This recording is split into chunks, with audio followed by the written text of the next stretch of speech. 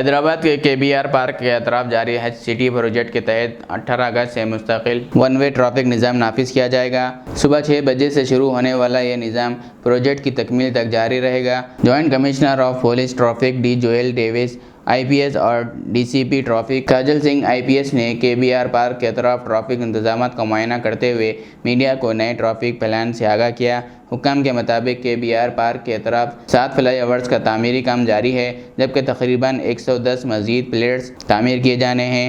तामीराती काम तकरीबन 1.5 साल जारी रहने का इम्कान है, जिसके दौरान कई मकामात पर सड़क की गुंजाइश 30 से 40% तक कम हो जाएगी। ट्रैफिक पुलिस ने ड्रोन सर्वे और माहिरीन की तकनीकी तजावीज़ की बुनियाद पर वन वे निज़ाम तैयार किया है। मुख्तलिफ रास्तों पर ट्रायल्स रन के बाद ज़रूरी तब्दीलियाँ भी की गई है। नए निज़ाम के तहत NTR भवन के करीब बाज़ राइट ड्रोन बंद रहेंगे और मुसाफिरों को मुतबादिल रास्तों से इख्तियार करना होगा। Road number 45, road number 36, Panjagutta Begumpet, road number 10, road number 12 और फिल्म नगर जाने वाले मुसाफिरों के लिए मखसूस ड्राइव वर्जन मुतारिफ कराए गए हैं। ट्रैफिक पुलिस के मुताबिक पैदल चलने वालों की हिफाजत के लिए अहम मकामात पर सिग्नल्स नस्ब किए गए हैं, जो तकरीबन 15 सेकंड के लिए ट्रैफिक रोक कर महफूज क्रॉसिंग का मौका फराहम करेंगे। केबीआर पार्क आने वाले रोज़ाना तकरीबन 1500 से 2500 अफराद के पेश नज़र सड़क किनारे पार्किंग पर पाबंदी रखी गई है। एमरजेंसी की सूरत में एम्बुलेंस को तरजीही रास्ते फराहम किया जाएगा, जबकि इब्तदाई 7 से 10 दिन ट्रैफिक निज़ाम को बेहतर अंदाज में चलाने के लिए 4 शिफ्टों में पुलिस एहलकार तैनात रहेंगे। ट्रैफिक पुलिस ने शहरियों से अपील की है कि नए रोड प्लान को समझ कर सफ़र करें और अमल के साथ ताउन करें। హజ్ సిటీ ప్రాజెక్టులో భాగంగా కేబీఆర్ పార్క్ చుట్టూ ఆల్రెడీ 7 ఫ్లైఓవర్స్ మరియు అండర్ పాసెస్ పనులు ప్రారంభమైనాయి. మీ అందరికీ తెలిసినదే. దానిలో దాదాపు 17 పిల్లర్స్ ఆల్రెడీ గ్రౌండ్ అయింది. అంటే రోడ్ నెంబర్ 2 బంజారా హిల్స్, ఇంకా కేబీఆర్ నుంచి చెక్ పోస్ట్ మధ్యలో ఇట్లా 2 ప్లేస్లు మనకి ఎక్కడైతే ట్రాఫిక్ రద్దీ కొద్దిగా ప్రాబ్లం ఉండదని అనిపించిందో ఆ ప్లేసులు ఫస్ట్ గ్రౌండ్ చేశారు ఈ ప్రాజెక్ట్ని. ఇంకా దాదాపు 110 పిల్లర్స్ దాకా ఈ ఫ్లైఓవర్స్ డిఫరెంట్ 7 ఫ్లైఓవర్స్ సంబంధించి గ్రౌండ్ చేయాల్సిన అవసరం ఉంది. అలాగే అండర్ పాసెస్ కూడా పనులు త్వరగా ప్రారంభం చేయాల్సిన అవసరం ఉంది. ఈ చుట్టుపక్కనే ప్రాంతాల్లో ఉన్న ప్రజలకు కానీ ఈస్ట్ సైడ్ నుంచి వెస్ట్ సైడ్కి ఎవ్రీడే ట్రావెల్ చేసి వచ్చే రోడ్ యూజర్స్ కమ్యూటర్స్కి కానీ ఈ ప్రాజెక్ట్ పూర్తిగా అయిందంటే చాలా ఉపయోగం ఉంటుంది. అంటే ఎక్కడ కూడా సిగ్నల్ లేకుండా ఆటోమేటిక్గా వాళ్ళు కంటిన్యూస్గా మూవ్మెంట్ ఉంటుంది. కానీ ఈ ప్రాజెక్టు నిర్మాణం ఎప్పుడైతే జరుగుతుందో 1.5 years టైంలో అప్పుడు ప్రజలకు కొన్ని అసౌకర్యాలు ఉంటుంది. సో దాన్ని తగ్గించే క్రమంలో ఎంత మినిమం ఇన్కన్వీనియన్స్ మన కమ్యూటర్స్కి ఉండాలో అది ప్లాన్ చేసి మేము ట్రాఫిక్ మేనేజ్మెంట్ ఎలా ఈ 1.5 years పీరియడ్కి ఎలా చేయాలన్నది మేము గుర్తించడం జరిగింది. సో దానిలో డిఫరెంట్ స్టాటిస్టిక్స్ తీసుకున్నాము, అలాగే డ్రోన్ విజువల్స్ తీసుకున్నాము, IBI ఆర్కైడిస్ వాళ్ళు హెల్ప్ తీసుకుని ట్రాఫిక్ ట్రాన్స్పోర్ట్ ఇంజనీర్స్ స్టడీ కూడా చేయించిన తర్వాత మనకి క్యారేజ్ వే దాదాపు ఇది పనులు జరిగేటప్పుడు కొన్ని ప్లేసెస్లో ప్రెసెంట్ ఉన్న క్యారేజ్ వే అంటే ఏదైతే రోడ్ వెడల్పు ఉందో వెహికల్స్ వెళ్ళడానికి అది 30%కి కూడా తగ్గిపోయే అవకాశం ఉంది ఈ ప్రాజెక్టు గ్రౌండ్ అయ్యేటప్పుడు. కొన్ని ప్లేసెస్లో అయితే 40% క్యారేజ్ వే ఉండే అవకాశం ఉంది. సో ఇంత 100% ఈ రోడ్ యూసర్స్కి ఉన్నప్పుడే ఇంత ట్రాఫిక్ రద్దీ ఉంది కాబట్టి ఇంకా 30% 40% క్యారేజ్ వే తగ్గిపోయేటప్పుడు మనకి ఇంకా చాలా కంజెషన్ అవుతుంది, చాలా ప్రజలకు ఇబ్బంది అవుతుంది అన్న ఉద్దేశంతో ఈ క్యారేజ్ వేని ఆప్టిమమ్గా ఎలా వాడుకోవచ్చని ఈ వన్ వే స్టడీ చేయడం జరిగింది. ఆ వన్ వేలో మనకి ఫస్ట్ సిమ్యులేషన్ ఎక్సర్సైజ్లో మనకి పాజిటివ్ రిజల్ట్స్ వచ్చిన తర్వాత ఏప్రిల్ 5వ తారీఖు ఒక 3 గంటలు ఆన్ గ్రౌండ్ మేము చేసి ఎలా ఉంటుంది, ఏమేం ప్రాబ్లం వస్తున్నాయి అన్నది స్టడీ చేయడం జరిగింది. తర్వాత ఆ టైంలో మనకి సమ్మర్ వెకేషన్ వల్ల ట్రాఫిక్ చాలా తక్కువ ఉండే. సో మళ్ళీ ట్రాఫిక్ పెరిగిన తర్వాత స్కూల్స్ కాలేజెస్ అన్ని ఓపెన్ చేసిన తర్వాత మళ్ళొకసారి ట్రై చేస్తామని జూన్లో మళ్ళీ ఒకసారి ప్రయత్నం చేసినాము. 6 అవర్స్ చేసినాం. సో అప్పుడు కొన్ని విషయాలు మాకు ఇంకా కరెక్ట్ చేయాల్సిన అవసరం ఉందని తెలిసింది. ఇవన్నీ జిహెచ్ఎంసీ వారి సహాయంతో, ఈ ప్రాజెక్ట్ ఎగ్జిక్యూట్ చేసే ఏజెన్సీ వారి సహాయంతో, అలాగే టీజీఎస్ పీడీసీఎల్ వారు, ఇంకా ఆ, ఈ జిహెచ్ఎంసీ ఇంజనీర్స్, హెచ్ఎండబ్ల్యూఎస్ఎస్ వారు, వీరందరూ సహాయంతో కొన్ని కరెక్షన్ యాక్టివిటీస్ చేయగలిగినాము. ఐడియల్గా మేము అనుకున్నంత రోడ్ విడల్పు కానీ మర్జింగ్ ప్లేసెస్ కానీ రాలేదు. బికాస్ కోర్టు ఇష్యూస్ వచ్చినాయి మధ్యలో, ఆ ట్రీ కటింగ్ ఇష్యూస్ కూడా వచ్చినాయి. కాబట్టి ఉన్న దానిలో ఎంత బెటర్గా చేయవచ్చు అన్నది ప్లాన్ చేసుకొని ఆ కరెక్షన్ యాక్టివిటీస్ అన్ని చేయడం జరిగింది. ఈ టూ స్పెల్స్ స్టడీ చేసిన తర్వాత పర్మనెంట్గా ఈ కేబీఆర్ చుట్టూ వన్ వే చేస్తామని ఒక నిర్ణయానికి వచ్చి సిపి గారు ఆదేశాల మేరకి అందరూ ఏజెన్సీస్తో మాట్లాడి ఈ ఆగస్టు 18th మార్నింగ్ 6 o'clock నుంచి ఇది పర్మనెంట్గా ఈ ప్రాజెక్టు కంప్లీట్ అయ్యే వరకు వన్ వే చేయాలని నిర్ణయించడం జరిగింది. సో ఈ వన్ వే సంబంధించి ప్రజలకి ఏమేమి డౌట్లు ఉన్నాయో అవన్నీ క్లియర్ చేయడానికి కోసం వివిధ సోషల్ మీడియా క్యాంపెయిన్స్ కానీ, మ్యాప్స్ కానీ, వీడియోస్ కానీ అవన్నీ చేసి ఈ 1 week మొత్తం మీ ద్వారా, మీడియా మిత్రుల ద్వారా ప్రజలకి తెలియజేసే దానిలో భాగంగా ఈరోజు ఈ కేబీఆర్లో డిఫరెంట్ పాయింట్స్ విజిట్ చేయడం జరుగుతుంది. మనం ఇప్పుడైతే కేబీఆర్ మెయిన్ గేట్ ముందుకున్నాము. ఇక్కడ ఉన్న డైనమిక్స్ మీరు చూస్తే మనకి 18th తర్వాత ఎప్పుడైతే వన్ వే చేస్తున్నామో అప్పుడు ఎన్ఎఫ్సిఎల్ నుంచి ఎవరైతే వస్తున్నారో వాళ్ళు 45కి వెళ్ళాలంటే మార్నింగ్ చాలామంది ఎన్ఎఫ్సిఎల్ నుంచి వచ్చేవాళ్ళు ఇక్కడ కేబీఆర్ పార్క్ వచ్చి చెక్ పోస్ట్ అలా 45 రోడ్ నెంబర్ 45కి వెళ్ళి కేబుల్ బ్రిడ్జ్ ద్వారా ఐటీ కారిడార్కి వెళ్తుంటారు. సో వాళ్ళు ఇప్పుడు ఎన్టీఆర్ భవన్ దగ్గరికి వచ్చి రైట్ తీసుకోవడం కుదరదు, వాళ్ళు లెఫ్ట్ తీసుకోవాలి. లెఫ్ట్ తీసుకొని రెండు సైడ్ రోడ్ని వాడవచ్చు. ఇప్పుడైతే కేబీఆర్ నుంచి ఎన్టీఆర్ భవన్ నుంచి క్యాన్సర్ హాస్పిటల్ వెళ్ళేటప్పుడు only left side road carriage వేని వాడతారు. వన్ వే చేసిన తర్వాత లెఫ్ట్ సైడ్ కానీ రైట్ సైడ్ కానీ రెండు లేన్ కూడా వాళ్ళకి అందుబాటులో ఉంటుంది. సో కేబీఆర్ పార్క్ స్టార్టింగ్ నుంచి వాళ్ళు టువర్డ్స్ 45 వరకు లెఫ్ట్ లేన్ కానీ రైట్ లేన్ కానీ వెళ్ళొచ్చు.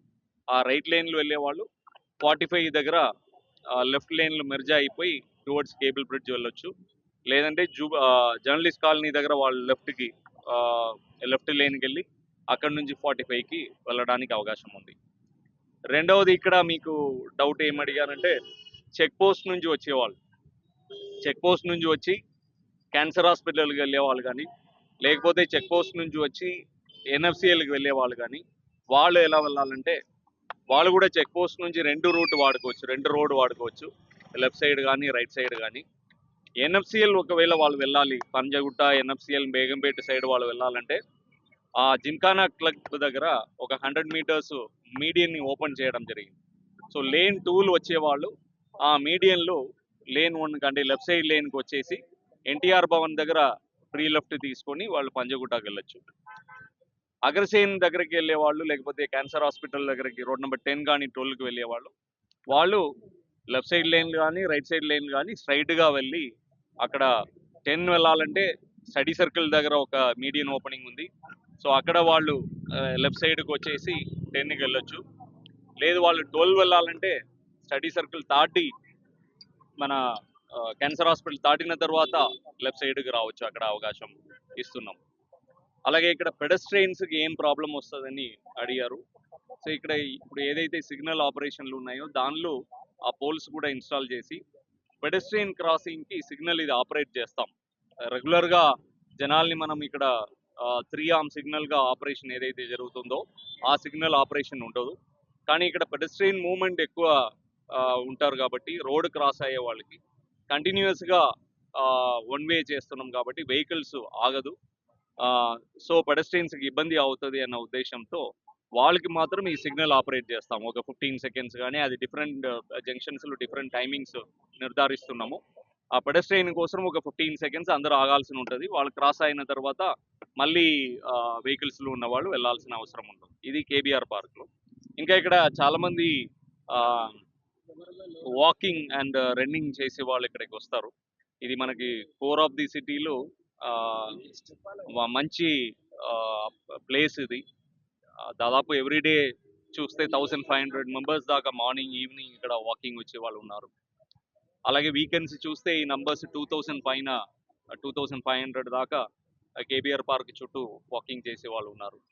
సో వాళ్ళకి కూడా మా విజ్ఞప్తి ఏంటంటే, మళ్ళీ వాళ్ళని కూడా కలిసి చెప్తాము. వాళ్ళు కూడా మా విజ్ఞప్తి ఏంటంటే, ఇప్పుడు వాళ్ళు రోడ్లు ఏదైతే పార్క్ చేస్తున్నారో అది ఆ క్యారేజ్ వేలు పార్క్ చేస్తే ప్రమాదాలు అయ్యే అవకాశం ఉంది కాబట్టి అక్కడ గా పార్కింగ్ చేయకుండా కేబీఆర్లు నిర్ధారించిన పార్కింగ్ ప్లేసెస్ ఏదైతే ఉందో అక్కడ పార్కింగ్ చేయాలని కోరుతున్నాము.